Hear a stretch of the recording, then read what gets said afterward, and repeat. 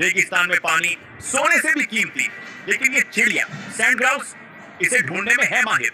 सुबह सुबह ये दर्जनों की टोली में उड़कर जाती है पानी के गड्ढे तक, लेकिन सिर्फ पीने के लिए नहीं।